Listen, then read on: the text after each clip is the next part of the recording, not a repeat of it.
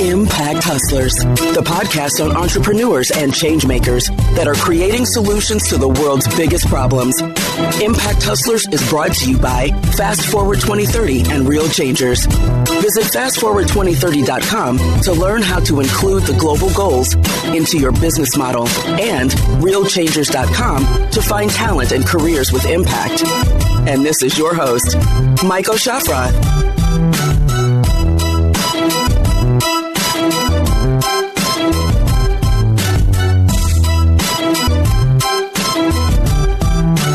This is Impact Hustlers, the podcast on the entrepreneurs that solve the world's biggest social and environmental problems.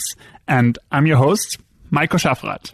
Thanks for tuning in to today's episode. If you like this episode, make sure to subscribe, leave a review, and share the episode, most importantly, with a friend. To keep updated on new episodes, visit impacthustlers.com and sign up for our email alerts. And follow us on Twitter as well, at Impact Hustlers. Enjoy today's episode and let's go. Today's episode is special. I'm speaking to somebody that is neither a founder nor running a startup. Instead, she's a thought leader in the environmental impact space and is about to release a book that is worth discussing. My guest today is Leah Garcés, the president of Mercy for Animals and the author of Grilled, Turning Adversaries into Allies to Change the Chicken Industry. In her book, she discusses how she believes that change is only brought about by working with those that have created the problem in the first place. The book has just been released and is due to create waves in the animal welfare movement, and it's great to have you on the show today. I'm really glad to be here. Thanks for having me. Thank you. Tell us more about Mercy for Animals as an organization. You're the president of Mercy for Animals. So tell us more about the organization as such and how it's maybe different from other animal welfare organizations such as PETA or WWF or like the common names that come to mind. Yeah, Mercy for Animals is solely focused on farmed animals. So we are really working, and our mission is to construct a compassionate food system and end the exploitation of animals for food altogether eventually. So there's sort of two sides to that. One of them, we're trying to reduce the suffering of animals that are currently being farmed. So that comes in the form of getting rid of cages and crates and close confinement, and then also move the whole economy towards a plant-based one, step by step, company by company, farm by farm. And what's your strategy to achieve that? Well, what's the kind of day-to-day work that Mercy for Animal does in that regard?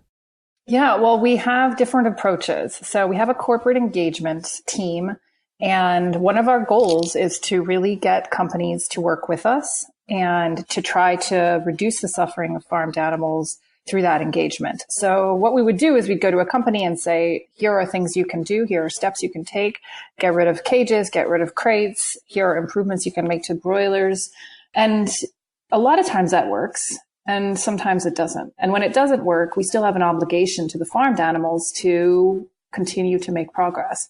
And so we do other things too. So we run hard-hitting public campaigns, which come in the form of sort of on-the-ground street campaigning, but also really sophisticated digital campaigns. We also do undercover investigations to really shine a light on the darkness within factory farming.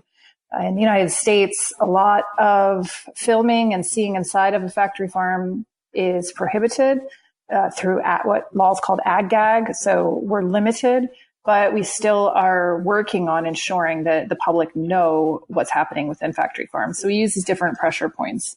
Mm-hmm. Your personal story, tell us a bit more about that. You've worked actually with a number of farmers that were whistleblowers and actually exposed some of the conditions in farms, and you were able to actually bring about some change with some of the biggest animal farming companies. Tell us about your motivation and your story and how it all came together with Mercy for Animals.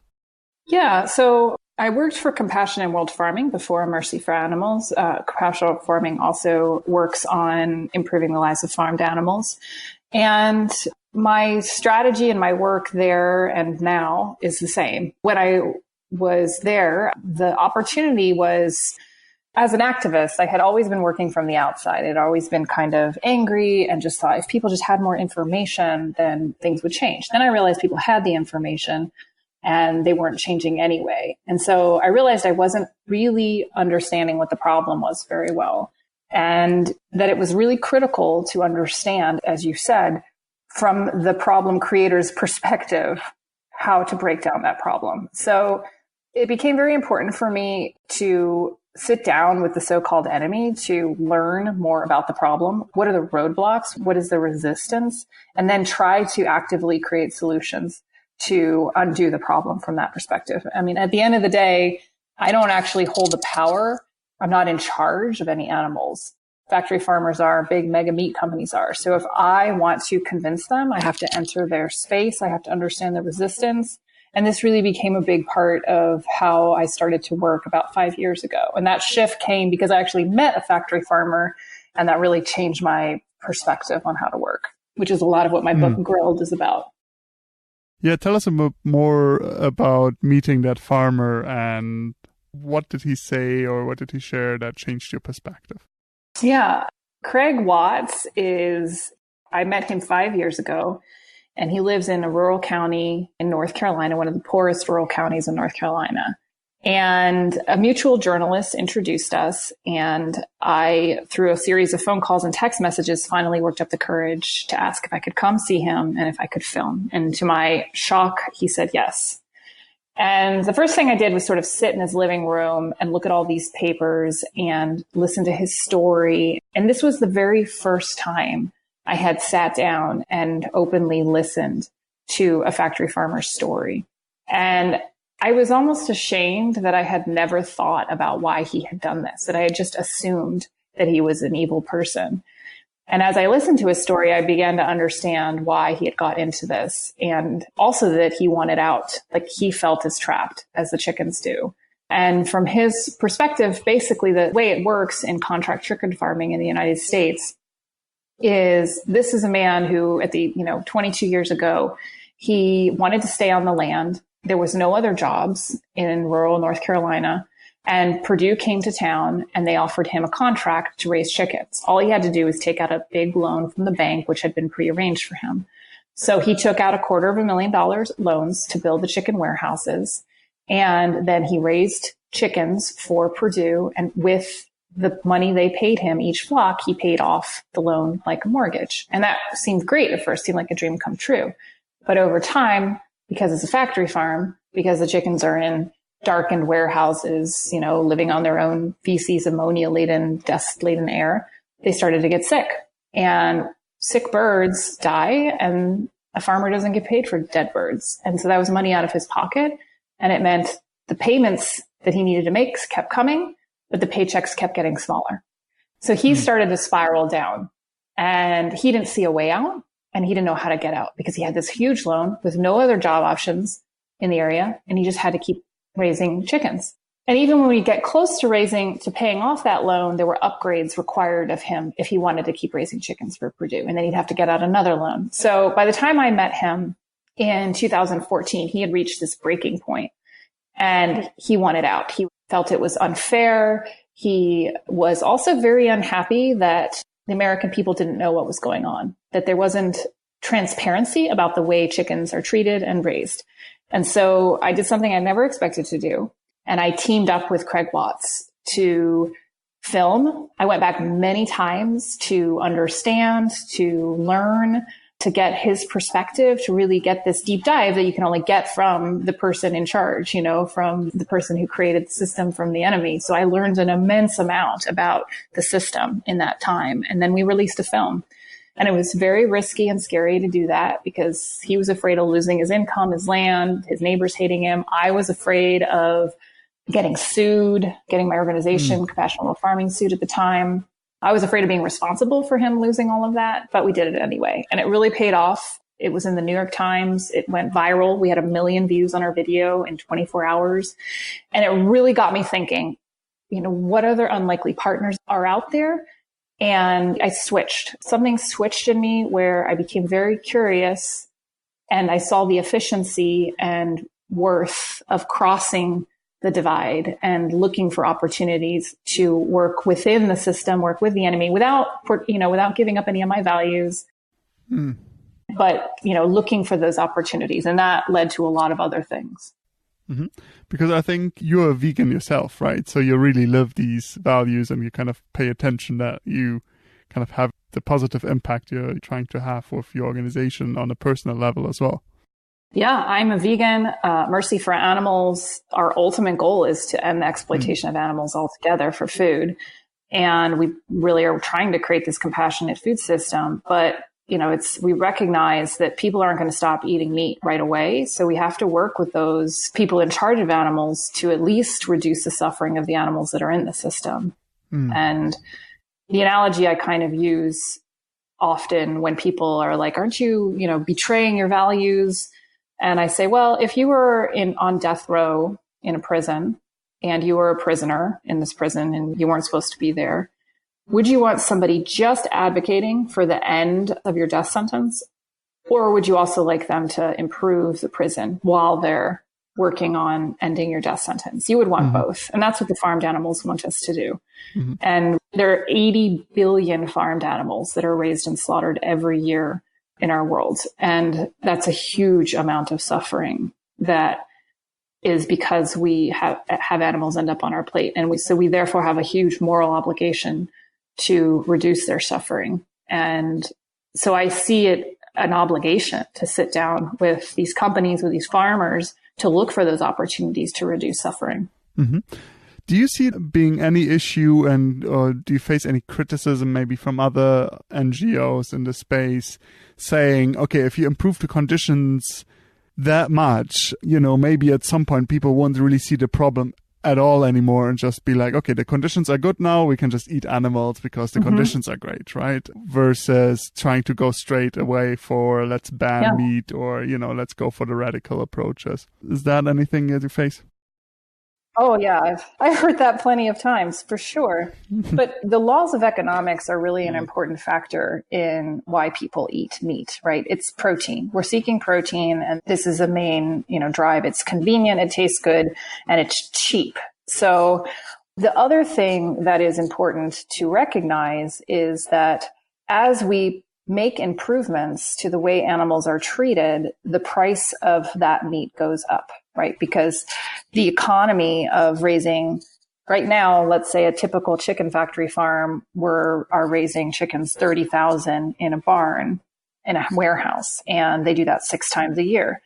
Now, the improvements we're asking for are things like they need more space. They need 20% more space, right? And they need to use a breed that doesn't force them to grow to this unnaturally fast pace that literally causes them to collapse. So instead of doing 6 flocks a year, we're saying 5 flocks a year with 20% less space. So that ends up changing from, say, 180,000 birds to 100,000 birds, which means the cost per pound of chicken is going to go up. And that there is a definite connection between increased price and decreased demand. And so as plant-based options come in as very excellent, almost indistinguishable substitutes, and they will soon be indistinguishable substitutes, people are going to choose the cheaper one. If you have a plant-based product, like a burger or a nugget, all these processed products that people eat without thinking, what's in there, where's the animal come from? If you have a product that is cheaper, and by the way, no cholesterol, and it's safer because it's not from a factory farm and a slaughterhouse, people are going to choose that. So I think that making welfare improvements is a very important factor in driving people towards plant-based. And I think it's not a, one or the other, but it's a collaborative strategy that is important to recognize. I think one reason why I found your story interesting and kind of thesis of the book and what you're documenting in the book is really in a time where there's a lot of confrontation and polarization happening in politics and in society, and it seems like everybody's just shouting at each other. You're basically doing something that is not usually that visible, and doesn't seem like a lot of organizations are doing it, of really trying to collaborate to create this better world. Do you see still a role for confrontation, for being radical, or how do you see like radicalism or confronting the enemy relate to the work that you're doing of actually then taking that and working with them to improve the system? Do you think there's a role for both approaches, or how would you see it? Yeah, I do. I kind of see social justice issues as needing an ecology of approaches. So I think that more radical approaches remind us that we're not done yet. They remind us that this is one step, but not all of the steps. And I'm reminded of that when I see the more radical kind of organizations breaking the law and stealing birds or, animals from factory farms, and them saying, and from like a organic or a free range farm, right? That I would say, well, that's better than a regular farm. And they'll go, but it's not enough. It's not enough. It's still, these animals are suffering. Look at the suffering, and they can document the suffering in some of these farms. And it reminds us, the more radical approaches remind us we're not done yet. And some people are interested in sort of defining and highlighting what done looks like. And I'm more interested in what the next step looks like. What's the next reachable goal? And if you think of rungs of the ladder, I'm just trying to get up one at a time. And for me, progress and impact and moving in the right direction is what's important to me. But I think you need an ecology of your approaches, because if we didn't have that pressure, we might stop going up the ladder. And you always need to keep continuous improvement is part of social progress. And we're never really done. We always are growing as a society about how we can be better. And historically, we've become less violent, even though we wouldn't like to think so. We've become safer, even though we wouldn't like to think so. And we're becoming more compassionate as a society. Our circle of compassion is widening and widening and widening. And so there's no done. But some people want to kind of define what done looks like in a way, or, where that they uphold the highest standard. And that's important to define. And then others are more interested in the progress. But those things work collaboratively and are important to be in the same space. Mm-hmm. Until today, you've worked with many farmers. You already spoke about the first kind of eye-opening story. But let's dig a bit deeper on what you think are the most pressing issues in this space that stop the animal farming industry from transforming. What is it that holds them back? Is it economical incentives, or what's the main thing that needs to change in the industry for farmers to be like, okay, this actually makes sense and would like to adopt all these animal-friendly measures? Yeah, I think, I've worked with a lot of chicken factory farmers in the United States, so I can't speak to every region in the world, but in the United States has this specific contract system where the contract growers are essentially like indentured servants, where they have to continually pay off this loan, and so they can't really get out. So what I would really like to see in these rural areas of the United States is other job opportunities, other market opportunities evolving out of these rural areas. And because I think they don't have a lot of choices. And in North Carolina, for example, there used to be tobacco, and tobacco used to be the main way of getting your livelihood for a long time. And then, of course, tobacco bottomed out and chicken came in. And now what? What's next? If we want to come into rural areas and say, don't farm this way, then we have to come in also with a solution. And so some of the farmers I've been starting to work with are looking at doing that. And one of them I worked with in West Virginia and was just with this past month. And he has quit chicken farming. He was working for Pilgrim's Pride, which is the second biggest chicken company in the United States and is owned by JBS, which is the biggest meat company in the world. He quit that because he said he had disease. He had lots of issues. He thought it was a very unfair practice, and he's transitioning to hemp. Now, hemp is very exciting. It's an example of where there's a new economy emerging. So he's transformed his chicken houses into hemp, a farm, essentially. And that's going to make him 10 times more money, use half the water, employ 5 times more people. So it's a win-win. And we have to look for win-wins like that in both the farming and then also in the meat industry. So with the meat industry, you also have to look for the win-win instead of thinking, I just want to put them out of business. What's the new business they can do? And so we come in with perhaps saying, and one company's just started to do this, Purdue, looking at blended products. So where like chicken costs more if you treat them better, and then a nugget is going to cost more. So how can we keep the nugget at the same price while having higher welfare products? Well, the answer is you put half the amount of chicken in there and you blend it with things like cauliflower and chickpeas, which is what Purdue is trying out. So looking at the economics of, we've gotten ourselves into a situation where chicken is so cheap. That is the main challenge. Like every extra millimeter you give a chicken puts money onto that chicken at the supermarket. Every improvement you make puts money on that. And so there's a resistance around that. But I think the driver there is that we have to eat a lot less and we have to be creative. We have to come in with equivalent plant-based solutions, blended products, and think in that way. Think of like the win-win within a company. Mm-hmm. In this space, obviously in the charity space and campaigning space, but how big do you see the role for new technology startups or for startups to come in and create solutions in the food space? I mean, there's been a bunch of companies that have been doing meat substitutes, and you've talked a bit about it. How big do you see the role of them and collaborating with them to create maybe alternatives for these farmers to farm different products and to be the supply chain to a plant-based diet? I think that's a huge part of the solution. So really exciting things are happening that I never expected to see in my lifetime, honestly. So I live in Atlanta, Georgia, which is in the southeast corner of the United States. And it's like the chicken capital of the United States, if not the world. And 2 weeks ago, KFC launched and trialed a plant-based chicken nugget. And that is extraordinary. And I know that's also happening in the UK.